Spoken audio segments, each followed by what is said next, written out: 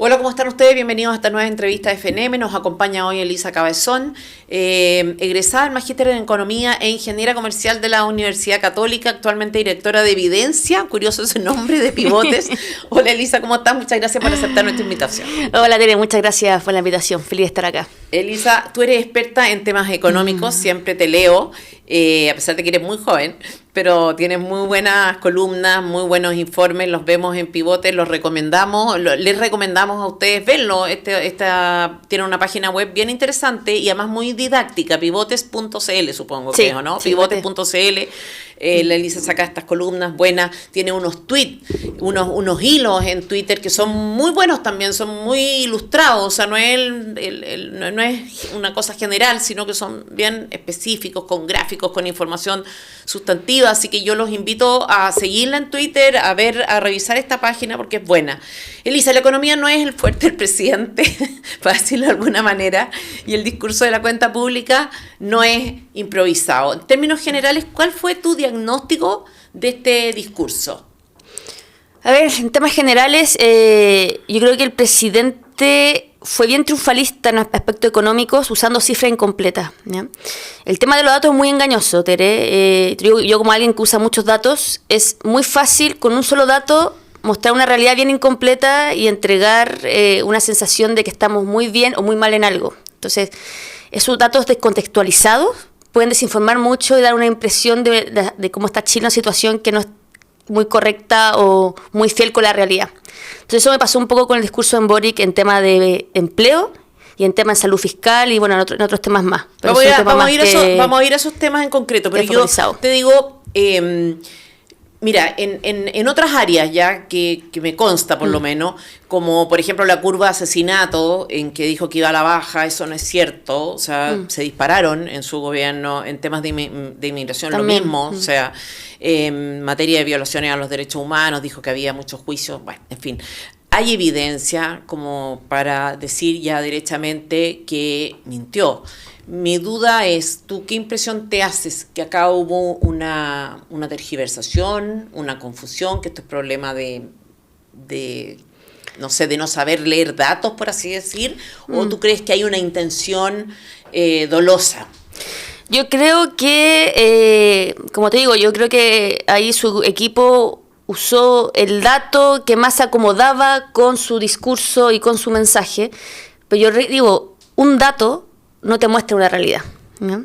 Generalmente un dato, en la mayoría de las veces que yo veo que la gente, los políticos usan datos, lo usan muy descontextualizado, fuera de contexto, incompleto, cherry picking, que usan el dato que les sirve para ese mensaje, omitiendo varios otros que te dicen el mensaje incompleto.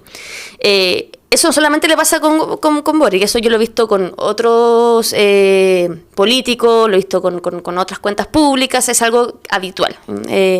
Pero si en este discurso vi harto cherry picking, que eligen justamente el dato que les sirve, el mejor de todos los datos que uno puede elegir, eligen el mejor, o sea, para poner su mensaje. La conclusión es que es doloso, entonces. Sí. Entonces... Una de las primeras cosas que dice es que al llegar el gobierno se encuentra con una inflación alta. Bueno, sí. Es cierto que tuvo que hacer ajustes, es cierto, pero que no quiso que ese ajuste lo pagaran los trabajadores. Razón por la cual subió el sueldo mínimo de 350 más o menos a 500.000, 500 y tanto, no sé en qué está.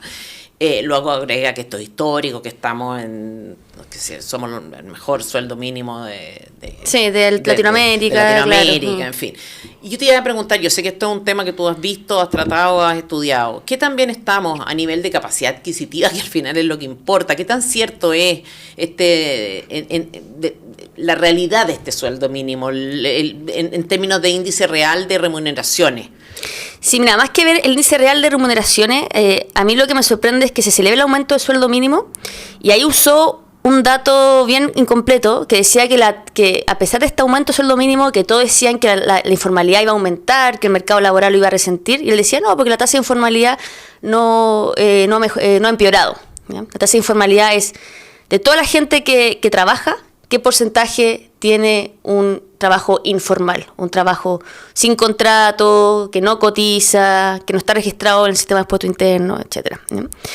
Pero si tú miras los datos, un poquito así doble clic a eso, está ese dato, que eso puede tener muchas explicaciones, ¿ya? Pero a mí lo que me llama la atención si tú miráis los datos administrativos, porque él usa un dato de una encuesta, que es la encuesta del INE del empleo, pues tú usas los datos administrativos, que son datos censales, ¿ya? No es una muestra, el dato censal. ¿Cuál es la diferencia? Es un dato de la super de pensiones, sí. Que mes a mes todas las empresas que tienen asalariados formales, o sea, asalariados que tienen contrato formal y que su empresa le cotiza para salud y para pensión, o sea, que tienen seguridad social completa, es un dato administrativo, es censal. Y se registra todos los meses la super de pensiones.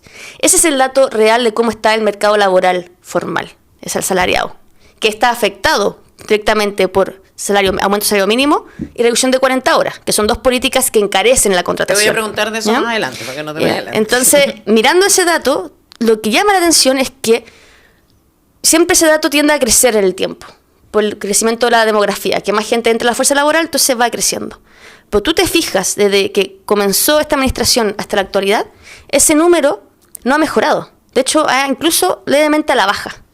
Y eso es algo inédito. 5.946.000, 5.890.000. Y ese número siempre va al alza. Si tú miras para atrás las cifras, siempre va al alza. Porque a medida que la población va creciendo, más gente entra al mundo laboral, va creciendo. Ahora está estancado. No estamos mejorando en creación de asalariados formales. Y el otro dato que llama mucho la atención es la tasa de desempleo. La tasa de desempleo a la gente la usa, pero muy poca gente sabe lo que es la tasa de desempleo, ¿no? La tasa de desempleo, ¿qué es lo que te mide? El porcentaje de la fuerza laboral. ¿Qué es la fuerza laboral? Es toda la población que quiere y puede trabajar, ¿ya? Y esto incluye a los ocupados y a los desempleados. O sea, todas las personas que quieren trabajar y pueden trabajar, ¿qué porcentaje busca empleo sin éxito? Yeah. Entonces, cuando la tasa de desempleo va aumentando, ¿qué significa eso? Es una señal de que la economía no está siendo capaz de crear todos los empleos que los chilenos están demandando. ¿Y qué está pasando? La tasa de desempleo cuando comenzó el gobierno estaba en 7,7%. Hoy está en 8,8%. Más de un punto más. Y antes de la pandemia estaba en 7,2%. Entonces, ¿qué te demuestra? Que estamos en un país, en un mercado laboral, que la economía no está siendo capaz de crear los puestos laborales suficientes que los hogares chilenos están demandando. Eso es lo que te refleja esta alza de tasa de desempleo. Y es bien grave. Estamos en 8,8%, estamos casi 9%. Antes de la pandemia estábamos cerca de 7%, casi 2 puntos más. Entonces, esta es una situación grave en el mercado laboral. Y eso da cuenta de las personas que buscan trabajo y no lo tienen. Y no lo encuentran. No de la y que quieren trabajar, claro. Claro, pero no de la gente que probablemente querría cambiarse y no encuentra, que también es también. O sea, que también es una realidad. O sea, que también, o sea, estas cifras de desempleo afectan oportunidades de todos, en definitiva. No solo de o sueldos o calidad de empleo. Sí, pues esto no toma en cuenta otras realidades, como el subempleo. Gente que está en un trabajo que está sobrecalificado para ese trabajo y no encuentra un trabajo apto para lo que estudió, no toma en cuenta gente que no está conforme con su empleo y se quiere cambiar. O sea, esta tasa de empleo subestima también la realidad del mercado laboral, de la urgencia en que tenemos. ¿Sí? Volviendo al sueldo mínimo. Tú has hablado harto del sueldo mínimo. Entonces, me gustaría primero que explicaras por qué tiene un efecto negativo establecer un sueldo mínimo y que volvamos al índice real de remuneraciones, que es un tema que a mí me obsesiona un poquito. Sí, es que ese índice, bueno, después lo vemos después. Pero, ¿qué ocurre con el sueldo mínimo? En el mercado laboral tú tenés demanda y oferta, ¿no? Ese es el mercado laboral, ¿no? Y el cruce entre esas dos fuerzas te entrega un sueldo de equilibrio. ¿Qué es lo que te muestra lo que dice la teoría económica? Que los sueldos aumentan a medida que aumenta la productividad laboral, ¿cierto? Cuando el trabajador es más productivo, eso tiene un impacto de que mayor productividad se traduce en mejores sueldos. Entonces eso es lo que te muestra una economía cuando los salarios crecen, te muestra una economía en que la economía está siendo más productiva, produce más, y eso se refleja en los sueldos. Cuando tú haces una política del Estado que interviene en el mercado, ¿cierto? Y coloca un sueldo mínimo, y cuando ese sueldo mínimo crece sobre la productividad, lo que te dice la teoría económica es que eso se refleja en un desempleo. ¿Por qué? Porque las empresas no son capaces de pagar lo que te está exigiendo esa ley, porque está exigiendo pagarle sobre lo que está produciendo el trabajador. Entonces, cuando el sueldo mínimo crece sobre la productividad, la teoría te dice, eso lo que va a implicar es mayor desempleo. A menos que el sueldo mínimo sea una especie de fantasía y lo fijas conforme a lo que de hecho se paga o se puede pagar. O sea, si el sueldo mínimo crece junto con la productividad, no se ve eso. Claro, porque entonces no sería necesario fijarlo, o sea, una especie de engaño también. Claro, hay otra teoría que dicen que a veces que las empresas pueden estar pagando bajo la productividad. Entonces, como están pagando bajo la productividad, el sueldo mínimo corrige por eso y le entrega más poder a las personas, y en ese caso, ese aumento de sueldo mínimo que va junto con la productividad, no genera un daño en el mercado laboral, no genera desempleo, sino que estás corrigiendo porque los empresarios están pagando junto con la productividad. Pero si ocurre lo opuesto, que el sueldo mínimo crece sobre la productividad, sí ocurre este desempleo. Esa es la teoría económica. Perfecto, vamos al índice real de remuneraciones, porque vi que el año 2013, salvo que yo no sepa leer los datos, que es altamente probable, el índice real de remuneración estaba mejor de lo que está hoy, por ejemplo. Entonces, ahí explícanos un poco qué significa, qué es esto. Lo que pasa con ese índice de remuneraciones, a mí me cuesta interpretarlo, Tere, porque, por ejemplo, ¿sabes dónde creció más el índice de remuneraciones? En la pandemia. ¿Y por qué ocurrió en la pandemia? Porque es un promedio. Y en la pandemia, ¿quiénes fueron los primeros en perder su trabajo? Los trabajadores de menores sueldos. Se fueron del mercado laboral. Se te quedaste solamente con las personas con mayores sueldos. Entonces, eso hizo que aumentó el promedio. ¿Pero qué ocurrió? Había mucha gente que estaba sin trabajo, que estaban con 0 sueldo. Y eso no fue capturado en el índice de remuneraciones. Y yo me acuerdo que eso se criticó mucho, ¿no? Y entiendo que el INE iba a hacer un ajuste para poder captar ese efecto. Yo no tengo claro si lo ha logrado captar, si ha cambiado esa metodología para captar ese hecho de que qué ocurre cuando la gente de menores sueldos pierden su trabajo y se van al mercado informal y no está capturado por este índice de remuneraciones. Entonces a mí me cuesta esa interpretación. Cada vez que me preguntan, yo digo, pucha, no sé si está ajustado por eso, porque yo me acuerdo que en pandemia ocurrió esa polémica y algunos expertos levantaron el punto. ¿Cómo va a ser que en pandemia, la mayor crisis laboral que ha tenido Chile en su historia, el índice estaba bueno? Entonces ahí te muestra que lo mismo, un dato descontextualizado, un dato incompleto. Hay que tener mucho ojo como tú interpretáis los datos. Perfecto. Tú has hablado harto del costo laboral. Sí. Y quiero más adelante relacionarlo con medidas o leyes concretas de las que tú has explicado y a las que lo has asociado. Pero me gustaría saber, hoy día sí, ese PIC sí que está altísimo, y yo creo que eso es bien objetivo, sí, ¿no? O sea, hay se disparó, o sea, por lo menos yo lo revisé en gráficos, índices, datos, cifras del Banco Central, y me gustaría que explicara qué significa esto, cómo se mide, en qué incide. Después hablamos de las leyes que pueden haber aumentado estos costos y qué sé yo, pero así como más teórico, así como para que la gente entienda, para que todos entendamos en realidad. Yo creo que esto en los últimos tiempos, y no solamente en este gobierno, esto tiene larga data. Yo diría que en los últimos 15 años se han promovido en el Congreso y se han aprobado leyes que han encarecido la contratación, que hace que para el empleador, para la empresa, le pones más carga, que sea más costoso contratar a una persona. Y cuando es caro contratar, eso va a tener un efecto de que se crean menos empleos de calidad. El empleo de calidad es el empleo formal, ¿ya? Y acá la gente dice que un cuestionamiento si el empleo formal es de mejor calidad que el informal, sí, y se ve en muchos temas. Primero, el empleo formal. En todos los niveles de sueldo, un empleado formal recibe un sueldo líquido, que va directo a su bolsillo, el doble que un empleado informal con el mismo nivel de educación. Y no solamente recibe un sueldo el doble, sino que además está protegido por seguridad social. Tiene cotizaciones de salud, cotizaciones de pensiones, seguros de cesantía, accidente de trabajo, tiene mucho más. Entonces el empleo formal es de mejor calidad que el informal. Y otra gente que dice, o si tienen, no, porque la gente se va al mundo informal porque tiene más beneficios, tiene más flexibilidad, tiene otros beneficios, entonces hago voluntario. Hay una encuesta que sacó la Universidad Diego Portales que les preguntó a los informales, le dijo, oye, trabajador informal, si a ti te ofrecieran un trabajo de asalariado, con contrato, con un empleador, que te paga tus cotizaciones, ¿tú te irías al mundo formal? El 81% de los trabajadores dijo que sí, que se cambiaría. ¿Qué te dice eso? Que la informalidad, para la mayoría de los casos, no es voluntario, sino que es por un tema que ellos están en esa situación porque no son capaces de encontrar un empleo de calidad, porque el mercado formal no les está ofreciendo mejores ¿Y oportunidades. ese porcentaje a cuántas personas correspondería más o menos y cómo incidiría en la tasa de desempleo, al fin, en la cifra de desempleo? Esos son como cerca de 2 millones de personas que están ahí, que están en el mundo informal y si sumamos de forma involuntaria, claro, están en un mercado precario. Y eso si se lo sumamos como corregir la tasa de desempleo por la gente que está en un trabajo que no quiere y que no encuentra mejor oportunidad. O sea, habría que hacer un buen ejercicio, claro, para gente, porque tanto es que la gente usa tasa de desempleo, pero como tú decís, es una cifra incompleta, porque no considera a toda la gente que tiene un trabajo, entonces no está desempleada, pero que no está contenta con su trabajo, que quiere tener un empleo de mejor calidad.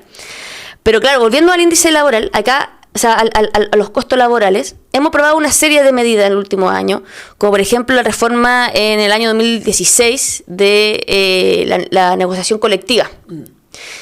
¿Qué hizo eso? Eso le dio más poder a los sindicatos y encareció más la huelga, ¿ya? Y todo está pensado para proteger al trabajador. Esto súmale aumento de salario mínimo continuo. O sea, el aumento de salario mínimo en esta administración fue muy alta. Pero desde el 2017, yo hice un análisis de 2017, que el aumento del salario mínimo está sobre la productividad laboral. Y como yo digo, cuando el aumento del salario mínimo es mayor que la productividad laboral, va a generar desempleo.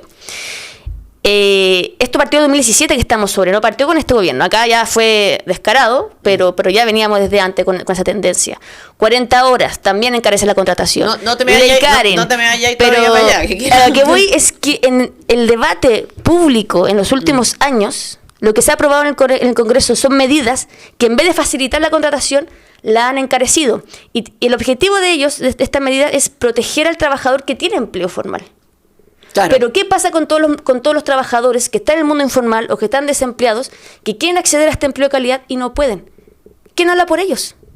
Todas estas medidas están perjudicando a ese mundo de chilenos que están desempleados o están informales, están con un trabajo precario, pero ¿qué nos ayuda? Ellos no tienen un sindicato que los ayude, no tienen un gremio que los represente. Y es una protección al empleado, a las personas que están empleadas, que también es entre comillas, porque implica o estanca las condiciones laborales de las personas también, porque tú empezás a incorporar los eventuales costos que puede tener esto. El costo laboral, ¿cómo se mide? Porque tú dices, bueno, ahí yo veía por lo menos las cifras y ya veía un pico, así se disparó esta cuestión impresionantemente. Yo creo que con las 40 horas fue una de las cosas que me ha incidido.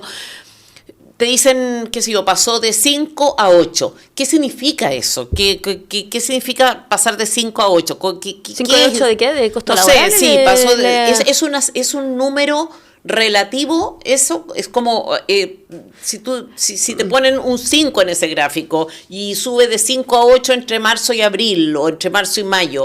¿Qué significa ese número en el fondo? Pero este es un índice que hizo el Banco Central. Sí, un gráfico. Entonces un aumento que entiendo, pero eso es lo que quería corroborarlo, que corresponde a un diferencial, en el fondo aumenta un 8%, por ejemplo, respecto de la cifra, respecto del mes, trimestre, lo que sea que estés comparando, anterior, y que es por hora trabajada. Eso es lo que entiendo, eso fue lo que alcancé a entender, y no puedo creerlo, porque estaba en 8% el último cuestión. O sea, habría cambiado respecto de la última medición en un 8% por hora trabajada, más que en la medición anterior. Lo encontré muchísimo. Tendría que ver ese índice en específico, qué es lo que incluía, porque ahí no lo manejo.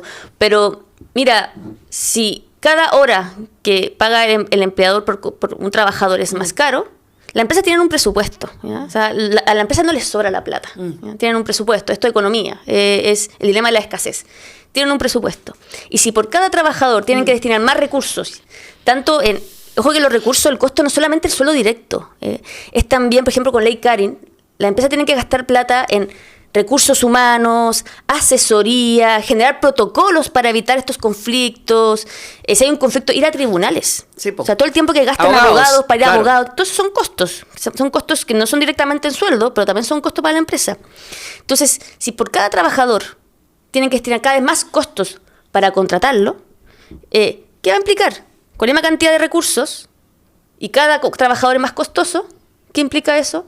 contratar menos. Obvio. Eso es lo que genera la contratación. De hecho, mira, acá te traigo un dato, mira, para que tengáis referencia. A ver. Esto es un gráfico que publiqué en Twitter que mostraba cómo estamos en la creación de empleos formales, de asalariado de calidad en el tiempo. ¿Ya? De Eduardo Frei hasta Piñera, en cada gobierno cada vez se creaban más empleos formales. En la época de Bachelet 1 y Piñera 1 se crean al año más de 200.000 empleos formales.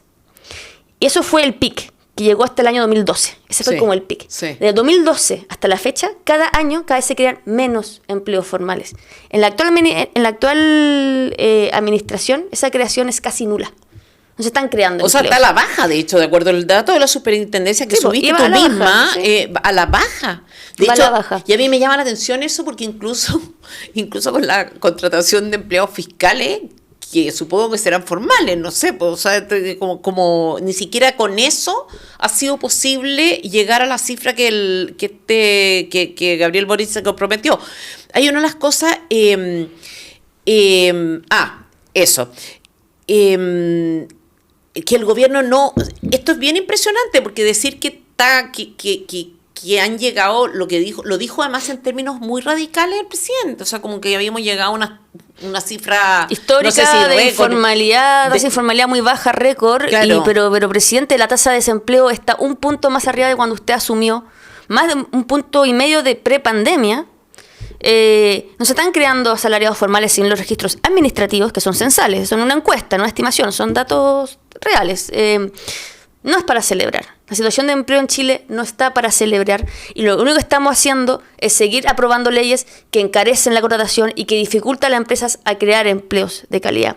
Y acá yo digo, sale la CUT siempre pidiendo más condiciones que encarecen más la contratación, que son condiciones que favorecen al trabajador que hoy tiene empleo. Pero ¿qué pasa con los yo creo que son cerca de 3 millones de personas, si tú son 900 desempleados y 2,5 millones de personas que están en un empleo informal y que la mayoría de ellos está por voluntad, de forma involuntaria, o sea, ellos no quieren tener ese empleo, ellos quieren tener un empleo formal de calidad? ¿Quién los representa a ellos? Porque ellos no tienen a una CUT que los represente, no tienen un sindicato, no tienen un gremio que hable por ellos.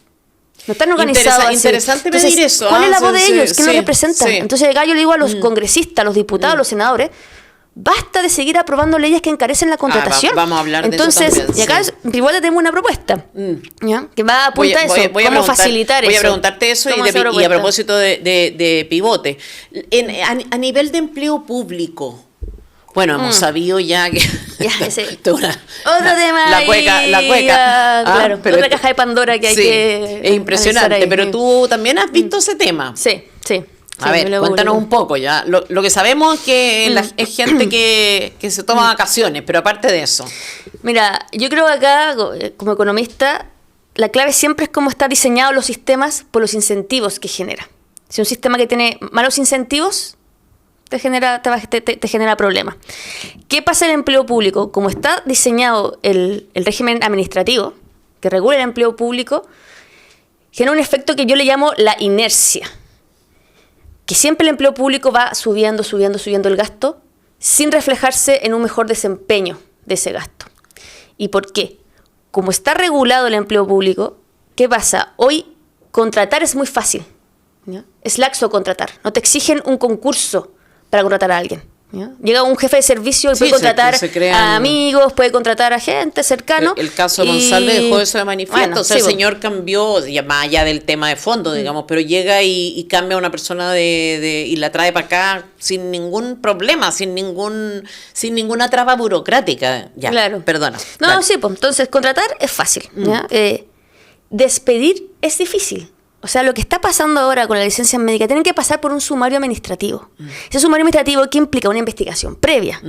Tienen que levantar los hechos. Todo eso, toda esa investigación implica tiempo y recursos de la gente que está trabajando en el Estado. O sea, gente que en vez de destinar recursos y energía en darle un servicio a la población, tienen que destinar recursos a levantar estos sumarios, que son mucha burocracia, mucha pega. Y no solamente eso. Una vez que se levanta el sumario, el trabajador, el empleo público, tiene derecho a desafiarlo y decir a tribunales, oye, no, cuestionar ese sumario. Entonces, despedir es muy difícil. Entonces, estamos con un sistema en que contratar es fácil, y despedir muy rígido. Y no solo eso, el funcionario público no tiene una evaluación objetiva, una evaluación de desempeño objetiva y rigurosa estando en el trabajo. Y acá un ejemplo se evalúa en ella donde el 97% de los trabajadores recibe el bono completo de desempeño. Entonces, es fácil contratar, difícil despedir y además dentro, una vez que estáis trabajando, no hay forma de distinguir al funcionario bueno al funcionario malo. Acá el funcionario bueno recibe el mismo bono que un funcionario malo. Entonces, ¿qué incentivo tiene el funcionario a proponer buenas ideas, a mejorar el servicio? Porque a todo le ponen 7. Entonces, eso es un sistema en que los incentivos están mal puestos. Entonces, acá lo que en Pivote proponemos en empleo público es cambiar eso en que la contratación sea más exigente, que sea con un concurso. Y una vez que entráis, haya una evaluación objetiva, donde no es todos con 7, sino que sea como en la universidad, con escala de nota. ¿Ya? Y al trabajador que lleva 2 años con una nota mala, que está, no sé, en el 5% o el 10% de peor desempeño, que alguien que en verdad la pega no la está haciendo, que está calentando la silla, se va. Claro, lo que pasa es que eso implica, Elisa... No, un tema acá político, meterte con poderes, con captura de poder enorme. Ni siquiera eso, sino que hay una cosa previa, que es revisar bien antes cuántos cargos realmente son necesarios. O sea, tú ves ahora, claro, por ejemplo, la cuñada del presidente. La cuñada del presidente llegó con Piñera, o sea, estaba de antes, no la puso Boric, para ser justo. Pero revisión de prensa y minutas de la revisión de prensa. Imagínate la pega, o sea, una cuestión súper estándar, no sé qué, 4 millones de pesos el sueldo. Hay una cosa absolutamente bueno, ahí pasa un poco que el salario está sobre la productividad, pues. Totalmente está sobre lo que produce el trabajador, claro. Totalmente fuera de mercado, claro, por otra parte, mercado, muchos claro. cargos en que tú lees la descripción del cargo y no entiendes de lo que se trata. Nosotros que nos toca muchas veces investigar casos y cuestiones, nos encontramos con unas cosas, unas definiciones que no simplemente no se entienden. No, sí, y acá yo me acuerdo que Marcel decía, porque cuando este tema de empleo público ya lleva tiempo, ahora explotó con el tema de la licencia médica, ya es ridículo lo que pasó hoy, que decía que no hay espacio para eficientar el gasto público en el empleo público, decía que ahí no hay espacio.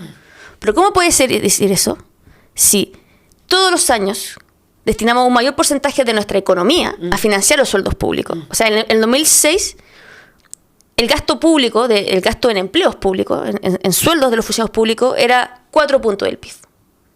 Ahora estamos sobre 7 puntos del PIB. O sea, cada vez la economía chilena destina más recursos, que eso a través de impuestos, en financiar el empleo público. ¿De 4 a 7? De 4 a 7 puntos. ¿Qué año? Entre el 2006 y el 2023, que es el último dato que está disponible. Son 17 años, ¿qué? 17 años en porcentaje del PIB. Entonces, y además, mientras más gastamos en empleo público, el ausentismo laboral del funcionario público promedio va aumentando. En el año, creo que en Bachelet 1, el funcionario público se ausentaba laboralmente, días laborales, esto, sin feriados, sin vacaciones, los días laborales, tiene un ausentismo, creo que era como de 19 días promedio al año. Que es altísimo. Ahora estamos sobre 30 días. Sí. 30 días, o sea, estamos gastando más plata de nuestro impuesto en funcionarios públicos y estos funcionarios trabajan menos días al año. O sea, claramente hay un espacio para eficientar el gasto público ahí, es súper claro. Sí. Hay algo que no está funcionando. Sí. Entonces hay que hacer una reforma. Y el tema de la licencia médica, yo creo que esto es un síntoma nomás. Es un síntoma de un estatuto de empleo público en que no somos capaces de diferenciar a los buenos empleados públicos de los malos.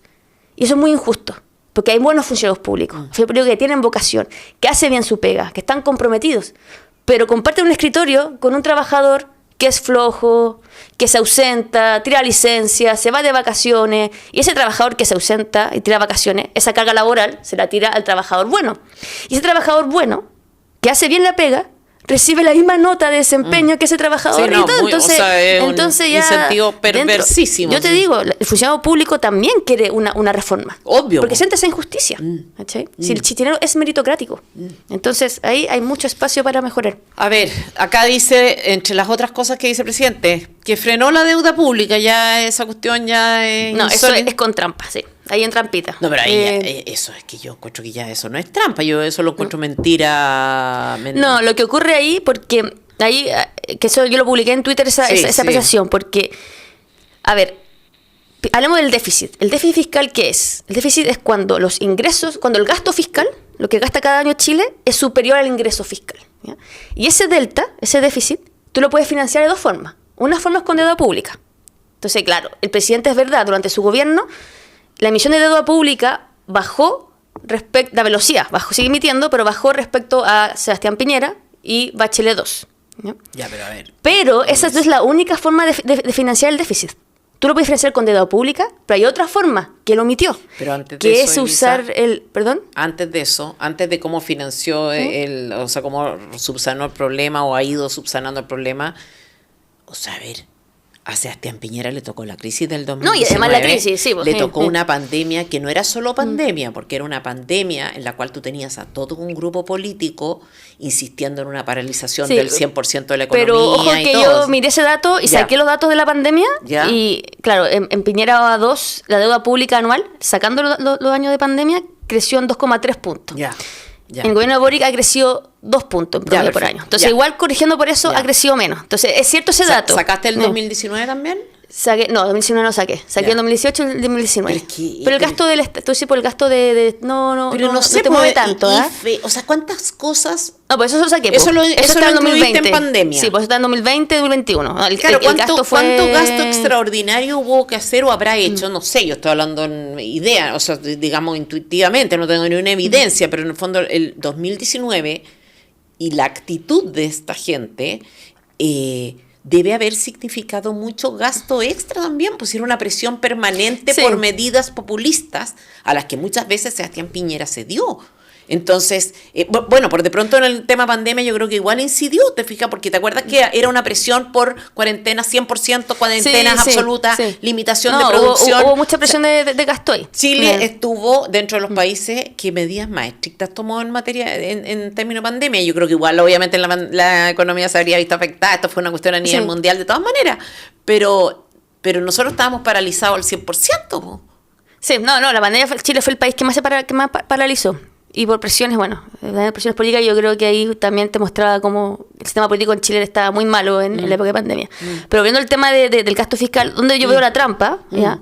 Porque incluso ya limpiando la pandemia, que incluso esa empezada puede no ser correcta, pero incluso por eso, los déficits de los gobiernos, tú los financias con deuda, pero hay otra forma de financiarla, que el presidente no nombró en su discurso, que es usando ahorros del fisco. El Estado tiene sus ahorros, tiene unos activos. Entonces tú puedes financiar el déficit emitiendo deuda de afuera, o sacando plata de tus ahorros. En este gobierno, este ha sido el único gobierno en que hemos usado ahorros fiscales para financiar el déficit en época de no crisis. ¿El fondo de emergencias lo entiende como FES. Ahorro fiscal? ¿Sacó plata de ahí? ¿Eso es ahorro fiscal? Marcel sacó plata del ahorro fiscal del FES, que es el Fondo de Estabilización Económica Social. Sí, pero para emergencia en el fondo. Plata, que para emergencia lo sacó para financiar el déficit en el año 2023, 2024. ¿Qué crisis hubo, me decía el ministro? Porque usó, y es el único gobierno que ha hecho eso.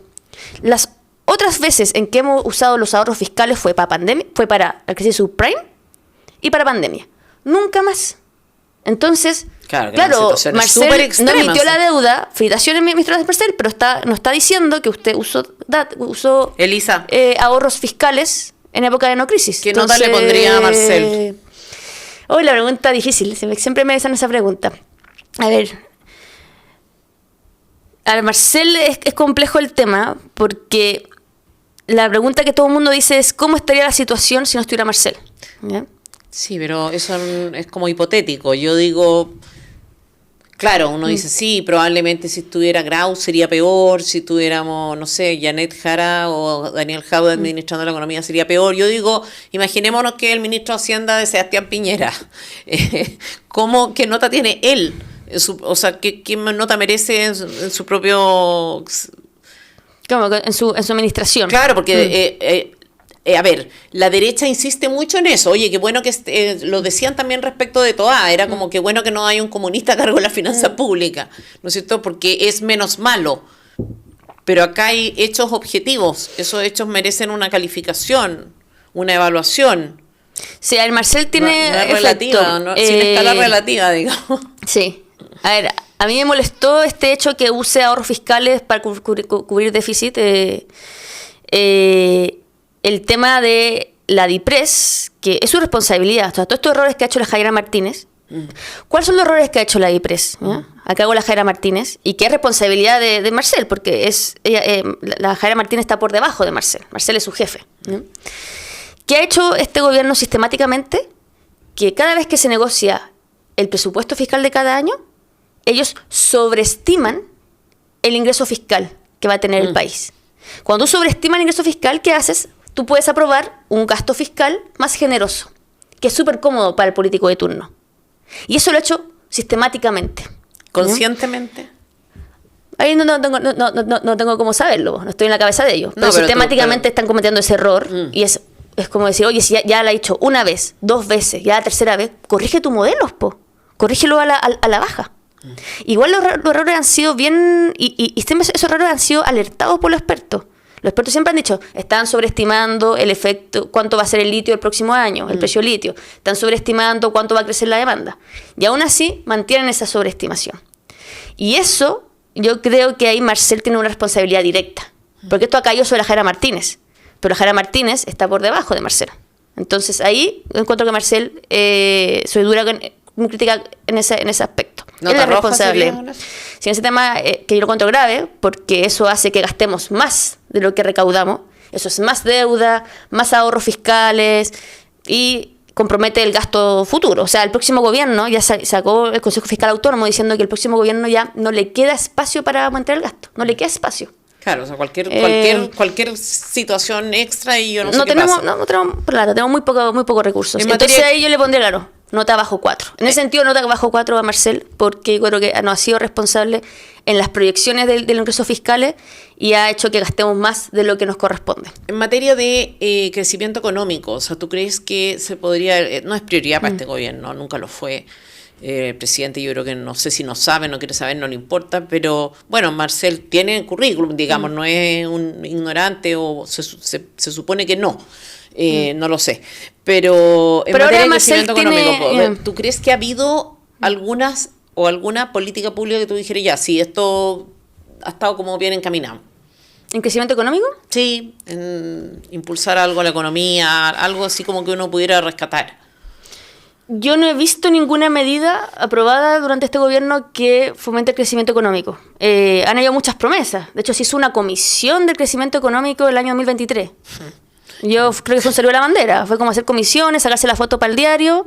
Ahí todos los ministros de atrás que iban a formar la comisión. ¿Y qué pasó? No he visto ni nada muy concreto. Esto, porque hay gente que le importa tanto el Estado, o sea, que valora tanto el papel del Estado para la vida de las personas, que quiere financiar tantos gastos sociales. Es muy raro que no entiendan la conexión, por último, entre la generación de riqueza y la posibilidad de financiar estos gastos. Pero bueno.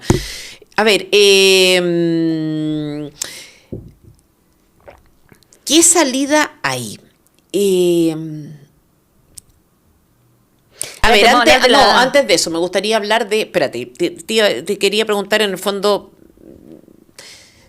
Te quería preguntar con qué salida hay, porque yo lo veo complejo todo esto, porque todo es impopular. Pero antes de eso me gustaría entrar un poquito a las leyes, a las leyes en concreto, las que me estabas hablando, a las 40 horas, a nivel de costos laborales. Quiero retomar la propuesta que tenemos ahí en pivote, claro. Oye, a todo esto, Elisa, tú ves la comisión, a propósito de esto que tú dices, yo no recuerdo una propuesta pro crecimiento que no sean anuncios de comisiones.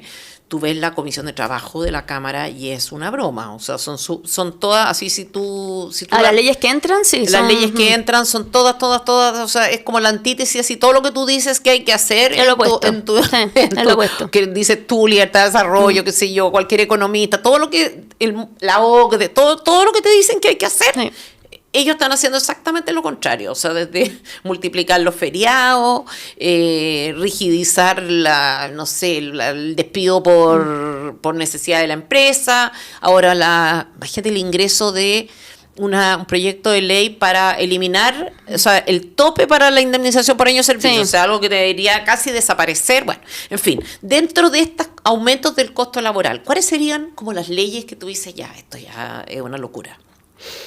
Más que propuesta, bueno, o las leyes aprobadas, no sé, ¿qué cosas han aumentado el costo laboral así dentro? En este gobierno. Lo que ya hemos hablado, aumento del salario mínimo, constantemente sobre la productividad, sí. Eso te genera más desempleo. Reducción de las 40 horas, lo mismo. Ley Karin, o sea, todos tienen como objetivos loables, que es mejorar la calidad del empleo de la gente que tiene trabajo. Pero impide que más personas puedan acceder a este empleo de calidad. Y además pone en riesgo de que estas personas que tienen empleo la puedan perder, porque al final la empresa ya, si no tiene más plata, van a tener que despedir. O sea, digámoslo, la empresa no son fundaciones, las empresas tienen que rendir, o sea, tienen que crecer, o si no desaparecen. ¿Tú crees que son objetivos loables?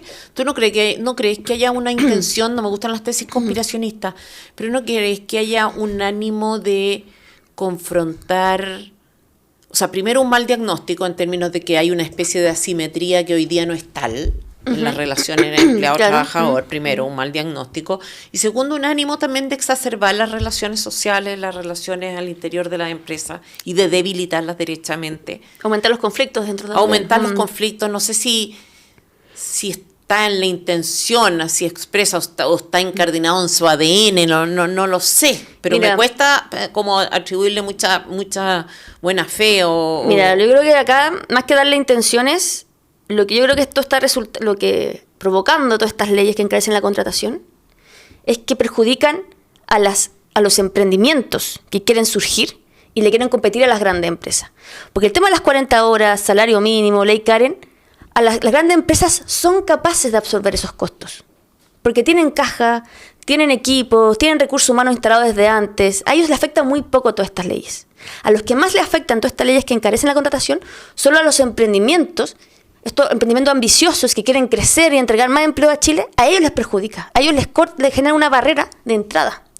Entonces, todas estas leyes que dicen que para proteger al trabajador, etcétera, en mi opinión lo que están haciendo es beneficiar al gran empresariado y impedir que los emprendimientos puedan surgir y crecer y competirle a estas grandes empresas. Que es muy contradictorio respecto al discurso que tienen los sectores que defienden esta propuesta. Porque estos discursos siempre son, no, contra el gran empresariado, la concentración de poder de mercado, que hay pocas empresas en Chile, hay que cuidar a las pymes. Oye, todas estas medidas están haciendo justo lo opuesto. Estáis perjudicando a los emprendimientos que quieren surgir y competir en las grandes empresas. Lo que hacen estas leyes es que en la concentración de poder se siga acumulando en las grandes empresas e impide que las pequeñas que quieran surgir, que tienen proyectos innovadores, con tecnología, gente joven, que ambiciosa, que quiere comerse el mundo y generar empresas productivas, le pone una barrera de entrada súper fuerte y que caen en el camino. Entonces, yo veo una contradicción entre lo que defienden este sector que defiende estas medidas que encarecen la contratación, con su discurso de que quieren irse contra el empresariado, la concentración del poder económico. Todas estas leyes lo que están haciendo justo es profundizar eso. Entonces acá yo veo una contradicción muy grande entre el discurso y los efectos que tienen las políticas que proponen.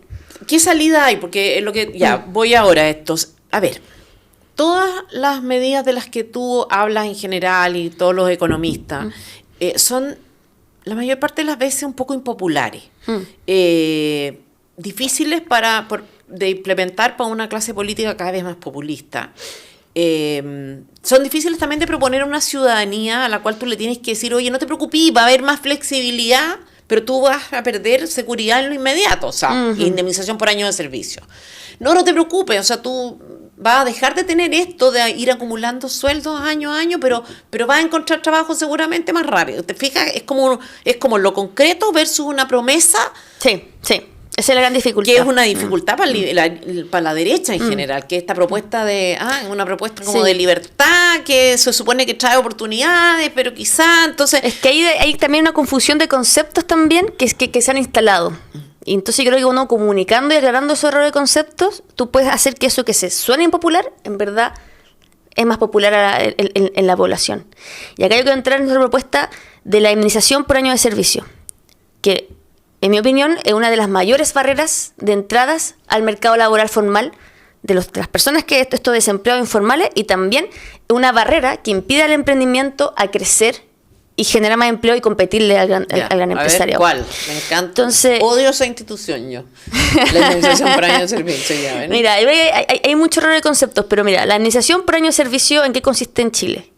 Que un trabajador con contrato indefinido, formal, ¿ya? Solamente este trabajador, por cada año que trabaja, solo en el caso que es despedido, no si renuncia voluntariamente, solo si es despedido, el empleador le tiene que pagar un sueldo por año trabajado. ¿Ya? Hasta 11 años, entiendo, ¿no? Hasta 11 años, ese es el tope. Ahora le quieren quitar el tope. ¿Ya? Esa regulación genera distorsiones súper potentes que perjudican al trabajador, ¿ya? Y también al emprendimiento que quiere crecer. ¿Qué pasa? Si es caro, bueno, y esa indemnización, si tú la comparáis con la OECD, porque también a este sector, a algunos sectores le encanta que Chile se compare con la OECD, que tenga el bienestar de la OECD y toda esa seguridad social y todo lo que hablan. En Chile esa indemnización es 3 veces más cara que el promedio de la OECD, que estos países europeos que tienen mucho más riqueza, mucho mayor PIB que Chile. En Chile es 3 veces más caro despedir que en la OECD. ¿Y eso qué te dice?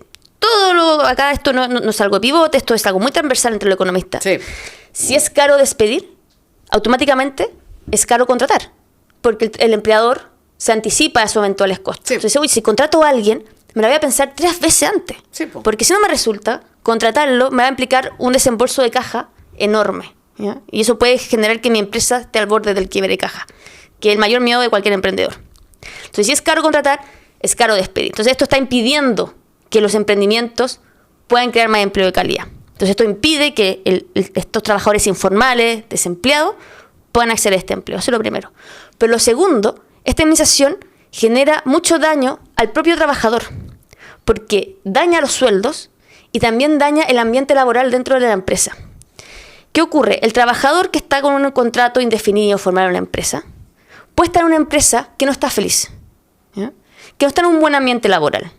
Y puede tener mejores oportunidades en otra empresa, que le ofrece un empleo más apto para sus preferencias, sus habilidades.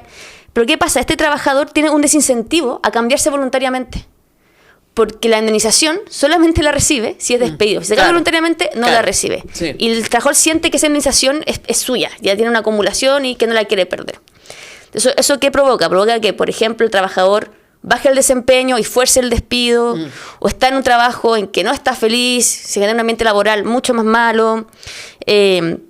Algo que varios emprendedores me han dicho, que se genera una injusticia, que una empresa está en un mal ambiente, en una mala época, y tiene que despedir, o si no quiebra, tiene que despedir, y al tener que decidir a quién despide, muchas veces tiene que despedir al trabajador nuevo, que tiene un gran compromiso, harto desempeño laboral, porque es más barato versus a un trabajador que lleva 3 años, que tiene bajo desempeño, pero tiene que despedirlo al bueno y premia la permanencia en vez de premiar el desempeño. Y eso también genera muchos conflictos dentro de la empresa y mucha ¿cómo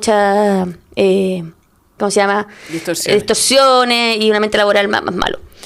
Entonces, ¿qué proponemos en Pivotes para mejorar estas distorsiones y mejorar los sueldos, mejorar la productividad laboral, el ambiente laboral y que se facilite la creación de empleo? Esta indemnización, reducirla. ¿Ya? Reducirla a la mitad. Y que se financie con una cuenta de ahorro. Acá lo que nosotros decimos es que generan una cuenta de ahorro, ¿ya?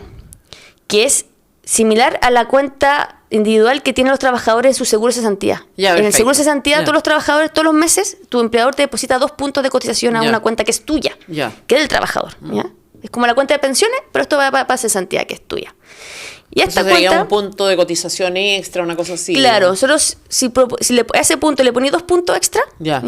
Tenéis 4 puntos de cotización todos los meses. Con eso, tú financiáis una indemnización medio sueldo por cada año trabajado. ¿Ya? Reducida a la mitad. ¿Ya?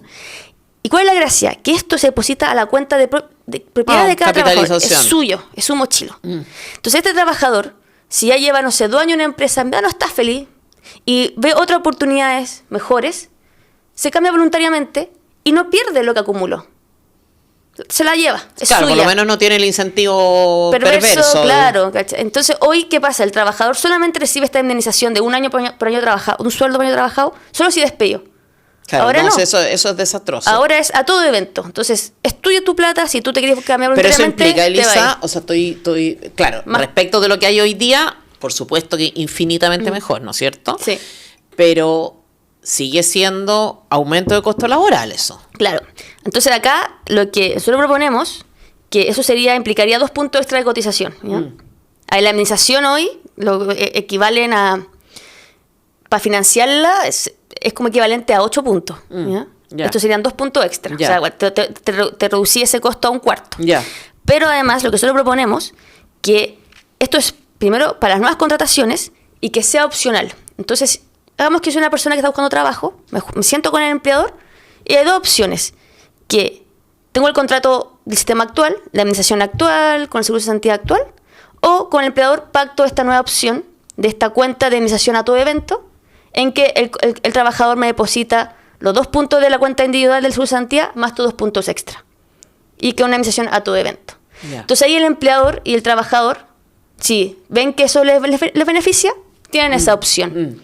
Entonces no es que tú lo estás imponiendo. Hasta que llegue a los tribunales de trabajo, claro. Después. Bueno, pues acá no estoy imponiendo, acá le estoy dando otra opción. Claro. Que si el empleador y el trabajador le acomoda, lo toman, es todo libertad. Oye, si los dos no lo acomodan, perfecto.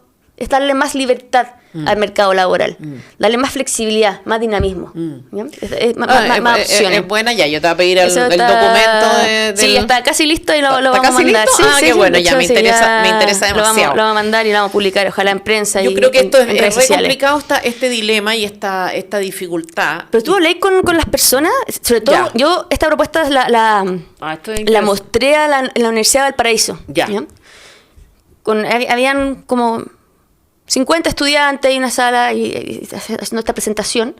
El 70% de los estudiantes de la Universidad de Valparaíso trabajan. Ya. Saben cómo funciona el mundo laboral. O sea, cachan mucho. Y le mostré esta propuesta y tuvo muy buena aceptación. Porque decían, sí, pues así me da más libertad porque la gente joven no se proyecta en todo evento, no se proyectan a 10 años, claro, le da más libertad.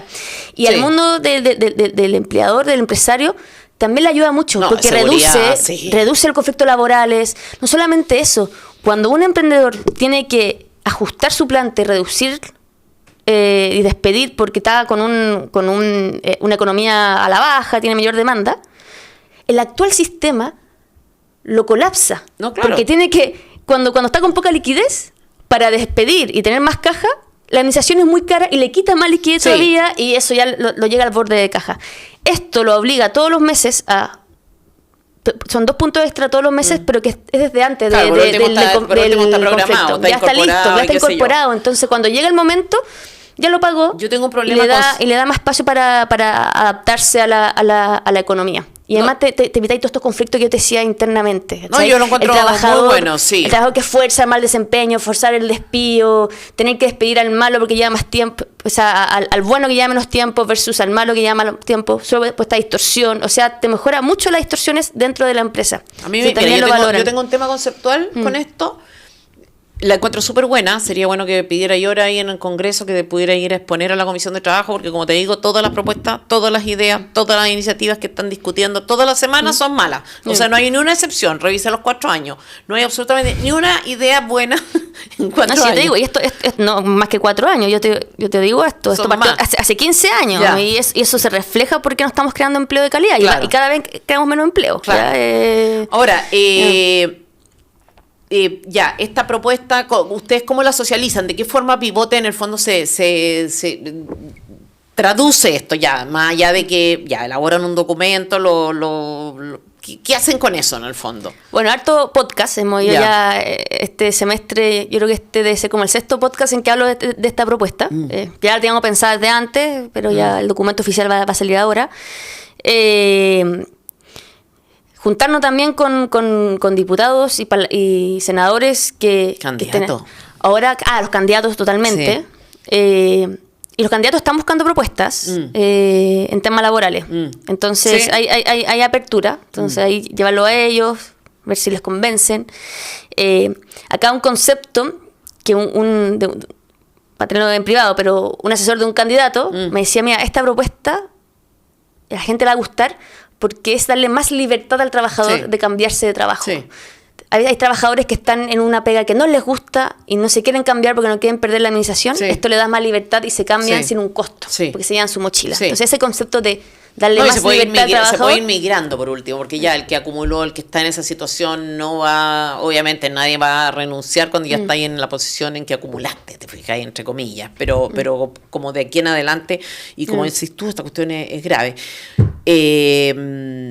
Yo lo veo, bueno, esto es un gran desafío. Yo creo que el mercado laboral es el tema, creo que está por una parte la pata política, por otra parte la formación ciudadana, Sí. y también hay un tema de mentalidad de las personas, que como te decía, o sea, para mí hay un tema conceptual detrás de todo esto en términos de que hay una mentalidad, o sea, a ver, cuando a mí me dicen indemnización por años de servicio, lo que te están diciendo es que el empleador, en el momento que te pides que te vayas, te indemniza porque en la práctica tú estuviste trabajando, o sea, tú estuviste con un contrato libre en el que tú ofrecías una cosa y recibías algo a cambio que a ti te parecía suficiente por ese trabajo que realizabas. ¿Por qué hay una indemnización? Incluso el concepto es como que tú hubieras estado sufriendo un daño. De hecho, esta institución tiene unos antecedentes históricos que podía ser, ¿no? Si quedaste, no tengo idea, con unos daños físicos que te hicieran imposible el trabajo, totalmente obsoleto. Y está obsoleto, sí. La misma, a ver, el informe de la OECD te lo dicen. De hecho, la misma OECD le recomendó a Chile el 2013. Hizo un informe. Sí, le dijo, sí lo sé, sí. bajen su indemnización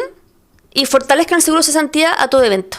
Y con eso van a mejorar su mercado laboral. Eso lo dijo en 2013 cuando Chile, en una época en que Chile estaba creciendo. Esto fue el 2013 cuando Chile se estaban creando empleos todos los años. Chile no estaba en crisis y aún así la OCDE le dijo, oigan, hagan esto y van a tener más empleo. Bueno, ahí está. Ahí está en un momento en que era más posible además hacerlo, ¿te fijas? Entonces, sí, pues, bueno, pero yo digo, hay un cambio de mentalidad que tenemos que lograr. Que es como el de las personas. Y los países lo están haciendo. ¿Ya? Hay un índice de los costos de despido. ¿Ya? Y que ha hecho los países del 2008 para enfrentar la crisis subprime hasta la fecha, lo que han hecho los países es aprobar leyes que han bajado los costos de despidos, los países de la OCDE. ¿Ya? Creo que como el 36% de los países de la OECD, desde 2008 hasta la fecha, han hecho cambios regulatorios que bajan los costos de despidos para facilitar la creación de empleo. Chile es de los pocos países que, a pesar de que tenemos los mayores costos de despido, no ha hecho ningún cambio en ese sentido. Al revés, lo único que hemos hecho es encarecer más la contratación. Y está el resultado. Cada año se crean menos empleos formales de calidad. Bueno, Elisa, muchas gracias por esta entrevista. La Elisa me comentaba antes de entrar que estaba haciendo clase en la universidad. Podemos ver que es una excelente profesora, así que muchas gracias por esta entrevista y te vamos a volver a invitar de todas maneras. Gracias, Tere. Muchas gracias. Nos vemos. Les recordamos que nos pongan su like, que dejen sus comentarios, los vamos a leer para ver qué opinan sobre lo que hemos hablado y cualquier otra cosa.